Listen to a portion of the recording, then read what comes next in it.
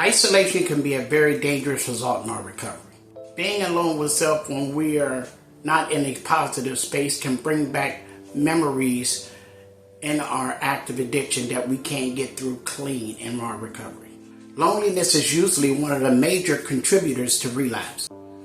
By being in recovery and not reaching out, we are actually in isolation while we are in recovery. That's why it's so important to stay connected to the program and the people. When you are alone in your mind can easily tend to drift off through negative thoughts of the past. By being around positive people, we are able to stay motivated and to pursue the life that we've always wanted for us. When addicts are new in recovery, isolation can be a really bad thing for us. People are seeking to fill a hole and a void inside that we have now that we're not using drugs. Because drugs and alcohol took up so much space in our lives that without that we need something to fill that void. When dealing with mental illness, emotional stress, or trauma, many people turn to drugs and alcohol. We must be able to avoid dangers in our recovery in order to make recovery even possible for us. Some ways by doing this is keeping in touch with program members, friends, and families that are understanding and supportive of what you're doing positively. Because all family is not supporting. All friends are not going to support you not using drugs anymore. You have to distinguish the ones that will opposed to the ones that won't. Sometimes we got to let people go in our recovery, man.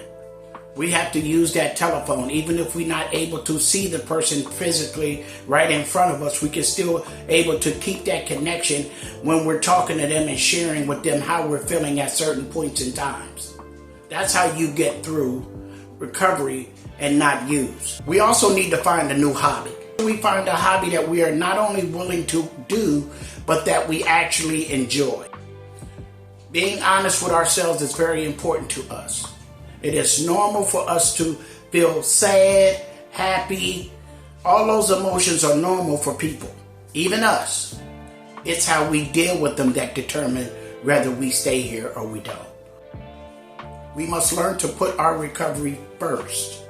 If we are in an outpatient program, we must make sure that we do everything we can to attend that outpatient program.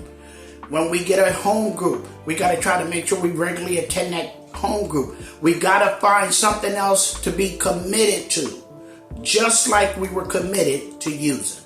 Writing a journal is also helpful. It can help you look back at things and look back at your progress and where you were at certain points in your recovery, where you are now.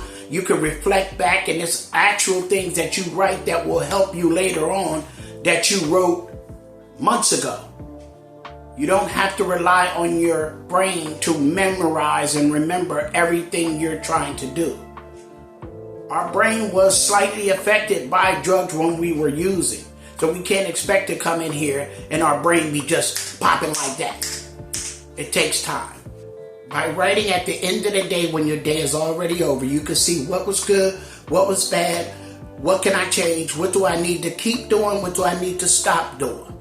It's a daily inventory that we talked about in step 4 that we can continue to do on a daily basis. It is important for us to realize that we are never alone unless we want to be.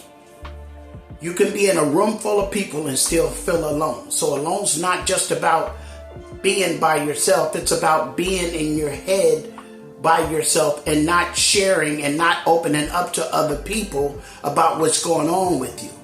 That will have you feeling alone.